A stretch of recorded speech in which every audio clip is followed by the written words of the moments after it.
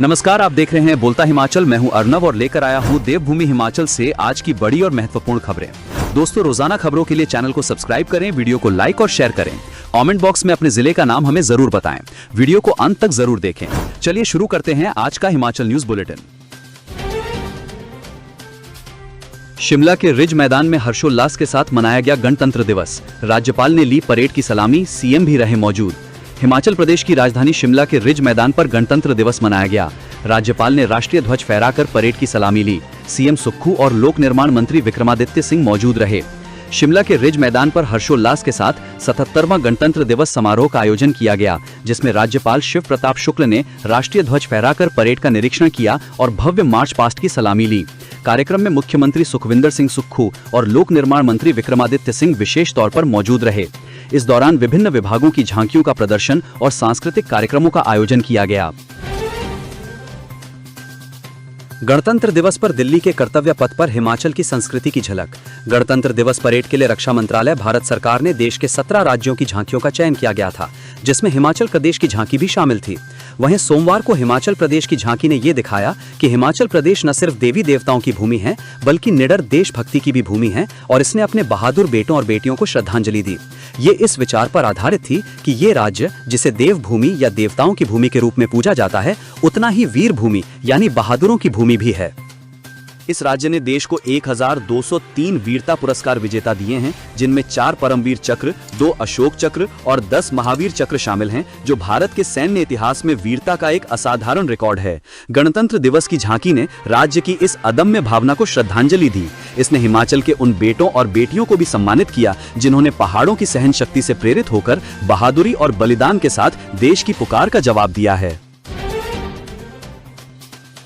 दिल्ली दौरे पर गए सीएम सुक्खू केंद्रीय मंत्री नितिन गडकरी से करेंगे मुलाकात। हिमाचल की सड़कों के लिए मांगेंगे बजट। शिमला के रिज मैदान पर आयोजित गणतंत्र दिवस समारोह के समापन के बाद सीएम सुखविंदर सिंह सुक्खू दिल्ली के लिए रवाना हो गए। मंगलवार 27 जनवरी को वो केंद्रीय सड़क परिवहन और राजमार्ग मंत्री नितिन गडकरी से मुलाकात करेंगे। जानकारी के मुताबिक सीएम सुखविंदर सिंह सुक्खू नितिन गडकरी से प्रदेश में मानसून के दौरान ध्वस्त हुई राज्य की सड़कों के लिए बजट देने का मामला उठाएंगे। हालांकि ये पहली बार नहीं होगा। इससे पहले भी मुख्यमंत्री ने केंद्रीय सड़क परिवहन और राजमार्ग मंत्री नितिन गडकरी से मिलकर राज्यों की सड़कों के साथ साथ राष्ट्रीय राजमार्गों की हालत सुधारने का मामला उठाया था। सीएम केंद्रीय पर्यटन राज्य मंत्री सुरेश गोपी से भी मिल सकते हैं। अगर पर्यटन राज्य मंत्री से मुलाकात होती है तो गग्गल एयरपोर्ट कांगड़ा के विस्तारीकरण के लिए 3000 करोड़ का बजट देने की दोबारा मांग होगी। बताया जा रहा है कि सीएम सुखविंदर सिंह सुक्खू मंगलवार शाम को ही शिमला लौट आएंगे। मुख्यमंत्री सुक्खू की घोषणाओं से हिमाचल प्रदेश के पेंशनर्स गदगद। Himachal Pradesh pensioners joint front ने मुख्यमंत्री सुखविंदर सिंह सुक्खू का पूर्ण राज्यत्व दिवस पर पेंशनर्स को लेकर की गई घोषणा का स्वागत किया है। फ्रंट के अध्यक्ष आत्माराम ने कहा है कि 70 वर्ष पूर्ण करने पर सभी पेंशनर्स एवं पारिवारिक पेंशनर्स को छठे वेतन आयोग का पूरा भुगतान इसी महीने 31 तारीख तक किया जाएगा। वहीं चतुर्थ श्रेणी के पेंशनर्स जो कि 1 जनवरी 2016 से 31 मार्च 2021 के बीच सेवानिवृत्त हुए हैं, उन्हें ग्रेच्युटी का 50% और 70% लीव एनकैशमेंट का बकाया इसी महीने करने की घोषणा का स्वागत किया है। फ्रंट ने आशा व्यक्त की है कि 2026-27 के बजट में वर्ष 2016 से जनवरी 2022 तक सेवानिवृत्त सभी पेंशनर्स के बकाया एरियर का एक मुश्त अदायगी के लिए बजट में प्रावधान किया जाएगा। संघ के जिला मंडी के संयोजक जगमोहन ठाकुर, ओम प्रकाश नेगी, हुक्म सिंह ठाकुर, राज्य महासचिव बिलासपुर कल्याण भंडारी, वरिष्ठ उप प्रधान व प्रवक्ता कुलदीप गुलेरिया, जिला बिलासपुर प्रधान जगदीश व दिनेश सहित अन्य कार्यकारिणी ने सीएम की घोषणाओं का स्वागत किया है। हिमाचल प्रदेश में निजी वॉल्वो बसों की लूट, वसूल रहे मनमाना किराया।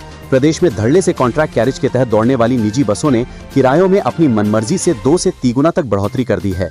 पालमपुर से चंडीगढ़ और धर्मशाला से दिल्ली पहुंचने से भी अधिक महंगा कर दिया है। बैजनाथ, बीड़, बिलिंग, पालमपुर से दिल्ली का किराया 4500 रुपए के करीब वसूला जा रहा है। एचआरटीसी बसों के पालमपुर से चंडीगढ़ से मात्र 550 से लेकर 1100 तक किराए के बीच निजी वॉल्वो बसों में रेड बस में 2639, फिल्कस में 2229 व अन्य में 1979 तक का किराया सवारियों से वसूला गया है। मिली जानकारी के अनुसार बड़ी वॉल्वो कंपनियों की ओर से फेस्टिवल व छुट्टियों पर लोगों के अपने घरों की ओर अधिक आवाजाही के समय में किराए में मनमर्जी से 2 से 3 गुना तक बढ़ोतरी की जा रही है, जिस पर संबंधित परिवहन विभाग की ओर से भी कोई उचित कार्रवाई नहीं की जा रही है।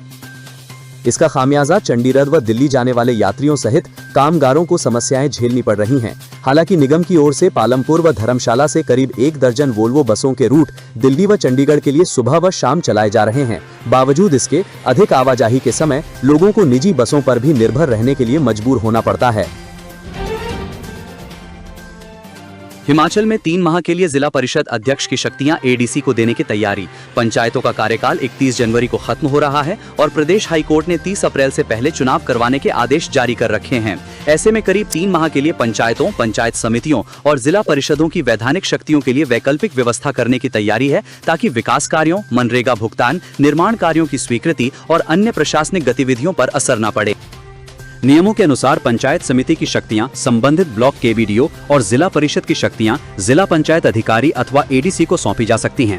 हिमाचल प्रदेश पंचायती राज अधिनियम 1994 की धारा 140 की उपधारा 3 के तहत चुनाव पूरे होने तक पंचायतों का दायित्व या तो 3 सदस्यीय कमेटी को सौंपा जा सकता है या फिर पंचायत सचिव को जिम्मेदारी दी जा सकती है। इन दोनों व्यवस्थाओं के जरिए प्रदेश की 3577 पंचायतों में प्रशासनिक कामकाज सुचारू रूप से चलाया जा सकता है। हिमाचल प्रदेश में कोविड काल के दौरान लाहौल स्पीति जिले के लाहौल ब्लॉक और चंबा जिले के पांगी ब्लॉक में पंचायत चुनाव देरी से होने पर 3 सदस्यीय कमेटी का गठन किया गया था। मुख्य अध्यापक की अध्यक्षता में बनाई गई कमेटी में पंचायत सचिव को सदस्य सचिव और ग्राम रोजगार सेवक को सदस्य बनाया गया था। वर्तमान में प्रदेश में 3577 ग्राम पंचायतें, 92 पंचायत समितियां और 249 जिला परिषद वार्ड हैं। प्रदेश सरकार ने मानसून के दौरान आई प्राकृतिक आपदा के चलते डिजास्टर मैनेजमेंट एक्ट लागू कर रखा है। अतिरिक्त शिक्षकों के होंगे तबादले, शिक्षा मंत्री बोले ज्यादा नामांकन वाले स्कूलों में भेजे जाएंगे अध्यापक। हिमाचल प्रदेश में कम नामांकन वाले स्कूलों से अतिरिक्त शिक्षकों को अधिक नामांकन वाले विद्यालयों में स्थानांतरित किया जा रहा है। प्रदेश के कई स्कूलों में अतिरिक्त शिक्षक हैं, उन्हें अब सरकार अधिक नामांकन वाले स्कूलों में भेजेगी ताकि शिक्षा में हिमाचल प्रदेश और अग्रसर हो। शिक्षा मंत्री रोहित ठाकुर ने बताया कि वर्तमान में प्रदेश में 9,931 सरकारी प्राथमिक विद्यालय, 1774 माध्यमिक विद्यालय, 962 उच्च विद्यालय तथा 1988 वरिष्ठ माध्यमिक विद्यालय संचालित किए जा रहे हैं। इन संस्थानों में 19,677 प्राथमिक शिक्षक, 15,333 टीजीटी और 14,983 प्रवक्ता विद्यार्थियों को शिक्षा प्रदान कर रहे हैं। उन्होंने कहा कि सरकार ने गुणवत्तापूर्ण और समावेशी शिक्षा सुनिश्चित करने के लिए ऐतिहासिक कदम उठाए हैं। इसी कड़ी में विभिन्न श्रेणियों में 8,000 नए शिक्षकों की नियुक्ति की गई है, जिससे शिक्षक कमी की समस्या को काफी हद तक दूर किया गया है। उन्होंने कहा कि सरकार ने केवल नियुक्तियों तक ही सीमित न रहकर छात्र शिक्षक अनुपात को संतुलित करने के लिए युक्तिकरण प्रक्रिया को भी तेज किया है। कम नामांकन वाले स्कूलों से अतिरिक्त शिक्षकों को अधिक नामांकन वाले विद्यालयों में स्थानांतरित किया जा रहा है, ताकि प्रत्येक छात्र को बेहतर शैक्षणिक वातावरण मिल सके। उन्होंने कहा कि उपलब्ध संसाधनों के बेहतर उपयोग और प्रशासनिक दक्षता को बढ़ाने के उद्देश्य से शिक्षा निदेशालयों का पुनर्गठन किया गया है। इसके तहत कक्षा 12वीं तक के लिए विद्यालय शिक्षा निदेशालय तथा उच्च शिक्षा के लिए पृथक उच्च शिक्षा निदेशालय की स्थापना की गई है। शिक्षा मंत्री रोहित ठाकुर ने कहा कि नियुक्तियों, तकनीकी नवाचारों, सतत प्रशिक्षण, प्रभावी निरीक्षण व्यवस्था और समावेशी शिक्षा योजनाओं के माध्यम से प्रदेश सरकार ने स्कूली शिक्षा को नई दिशा दी है। उन्होंने कहा कि राज्य सरकार के इन ठोस प्रयासों से हिमाचल प्रदेश देश के अग्रणी शिक्षा मॉडल के रूप में तेजी से उभर रहा है। हिमाचल प्रदेश में 32 नई पंचायतों के गठन का प्रस्ताव। हिमाचल प्रदेश में सरकार 32 नई पंचायतों का गठन करने जा रही है। पंचायती राज विभाग ने इस संबंध में सरकार को प्रस्ताव भेजा है। उच्च न्यायालय के निर्देशों के अनुसार पंचायतों के पुनर्सीमांकन, आरक्षण रोस्टर और मतदाता सूचियों से जुड़ी सभी प्रक्रियाएं 28 फरवरी तक पूरी करनी होंगी। पंचायती राज विभाग अब पंचायतों और शहरी निकायों की सीमाओं में बदलाव को लेकर राज्य निर्वाचन आयोग से अनुमति मांगेगा। अनुमति मिलने के बाद चरणबद्ध तरीके से नई पंचायतों के गठन की प्रक्रिया आगे बढ़ेगी। विभाग की योजना कुल 50 नई पंचायतें गठित करने की है, जिसमें पहले चरण में 32 पंचायतों का प्रस्ताव भेजा गया है। उधर राज्य निर्वाचन आयोग ने स्पष्ट किया है कि उच्च न्यायालय के आदेशों के तहत पुनर्सीमांकन की प्रक्रिया 28 फरवरी से पहले पूरी होनी चाहिए और इसी अवधि में आरक्षण रोस्टर भी जारी किया जाए। पंचायती राज विभाग को 817 नई पंचायतों के गठन के प्रस्ताव प्राप्त हुए थे। सरकार के निर्देशों के अनुसार 3000 से अधिक जनसंख्या वाली पंचायतों के विभाजन और नई पंचायत के लिए न्यूनतम 1500 जनसंख्या का मानक तय किया गया। इन मापदंडों के आधार पर 32 पंचायतों का प्रस्ताव तैयार किया गया है। मतदाता सूची में 91,000 नए नाम शामिल, 64,000 अपात्र किए बाहर। हिमाचल प्रदेश की मतदाता सूची में बीते एक साल के दौरान अब तक 91,949 मतदाताओं के नाम जोड़े गए हैं। 1,49,328 मतदाताओं के विवरण में सुधार किया गया है। मतदाता सूची से 64,643 अपात्र मतदाताओं के नाम भी हटाए गए हैं। मृत्यु, प्रवास या अन्य कारणों से इनके नाम सूची से काटे गए हैं। 16वें राष्ट्रीय मतदाता दिवस के अवसर पर राजधानी के ऐतिहासिक गेयटी थिएटर में राज्य स्तरीय समारोह के दौरान मुख्य निर्वाचन अधिकारी नंदिता गुप्ता ने ये आंकड़े पेश किए। मनाली में 5 किलोमीटर लंबा जाम ने छुड़ाए पर्यटकों के पसीने। पतली कुहल में ही रोकी गई 40 बस, रेंग रेंग कर चल रहे वाहन। सोमवार सुबह मनाली में 5 किलोमीटर लंबा ट्रैफिक जाम लग गया। ट्रैफिक जाम ने बाहरी राज्यों से मनाली आ रहे पर्यटकों के पसीने छुड़ाए। बाहरी राज्यों से पर्यटकों को लेकर 40 से अधिक लग्जरी बसें मनाली पहुंची। ट्रैफिक जाम की समस्या को देखते हुए उन्हें 16 किलोमीटर पहले पतली कुहल में ही रोक दिया, लेकिन सुबह के समय घर लौटने वाले पर्यटकों की संख्या भी अधिक रही। मनाली से घूमकर घर जा रहे दिल्ली के पर्यटक सचिन व तृप्ता व हरियाणा के प्रदीप व रोशनी ने बताया कि उन्होंने 4x4 वाहन किराए पर लिया। 8 बजे मनाली से निकलते ही ट्रैफिक जाम में फंस गए। पतली कुहल पहुंचने में 4 घंटे लग गए। उन्होंने बताया कि ट्रैफिक जाम ने उनकी दिक्कत को बढ़ा दिया। हालांकि दोपहर भी बाद ट्रैफिक जाम की समस्या जारी रही, लेकिन वाहन रेंगते रहे। दूसरी ओर बाहरी राज्यों से आने वाले पर्यटकों की संख्या में भारी बढ़ोतरी हुई है।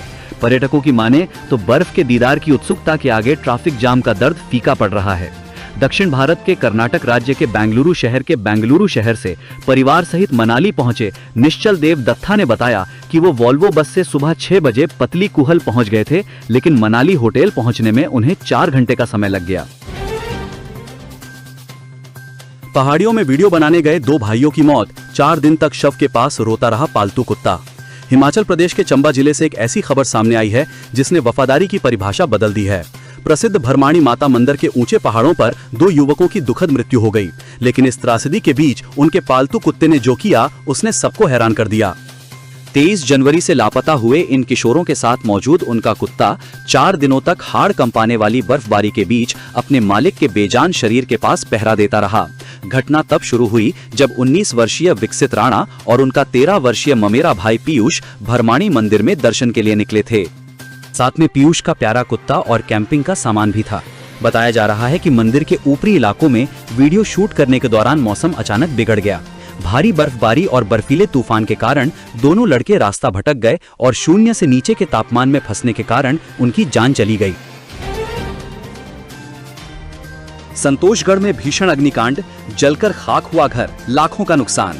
नगर परिषद संतोषगढ़ के वार्ड नंबर 8 में एक घर में आग लग गई, जिससे घर सहित सामान जलकर राख हो गया। आग लगने की सूचना मिलते ही अग्निशमन दस्ता प्रभारी सुनील कुमार, दर्शन, अमनदीप एवं चंद्रशेखर मौके पर पहुंचे और आग पर काबू पाया। आग लगने का कारण शॉर्ट सर्किट माना जा रहा है। जब तक आग पर काबू पाया जाता, घर में रखा कीमती सामान, फ्रिज, एलईडी टीवी व अन्य कीमती वस्तुएं जलकर राख हो गईं। घर में आग लगने की सूचना मिलते ही संतोषगढ़ पुलिस चौकी प्रभारी राजेश शर्मा भी अपनी टीम के साथ मौके पर पहुंचे। उन्होंने बताया कि आग लगने से घर के मालिक टेकचंद हैप्पी पुत्र किशन चंद को लाखों रुपए का नुकसान हुआ है। उन्होंने बताया कि आग लगने के सही कारणों का पता नहीं चल पाया है। बताया जा रहा है कि आग पर यदि तुरंत काबू नहीं पाया जाता तो बड़ा हादसा हो सकता था। स्थानीय पुलिस ने मामला दर्ज कर आगामी छानबीन शुरू कर दी है।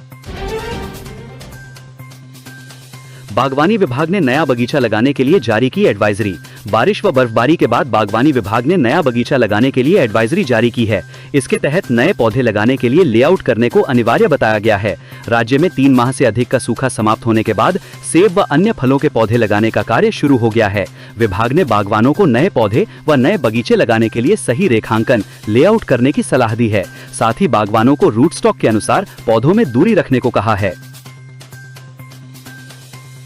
M111 1.7 व MM106 के लिए पौधे से पौधे की दूरी 2 मीटर व कतार से कतार की दूरी 3 मीटर तथा M9 में पौधे से पौधे की दूरी 1 मीटर व कतार से कतार की दूरी 3 मीटर होनी चाहिए। इसी तरह जहां पर मिट्टी हो व पत्थर नहीं हो वहां पर पौधे लगाने के लिए गड्ढा 3 फुट गहरा व 3 फुट चौड़ा खोदें। हिमाचल की जेलों में बंद 397 कैदियों को सजा में मिली छूट।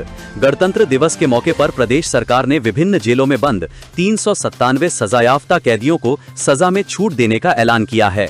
ये छूट अच्छे आचरण वाले कैदियों को दी जा रही है। इसका लाभ राज्य की जेलों में बंद कुल 1083 दोषी कैदियों में से 397 को मिलेगा।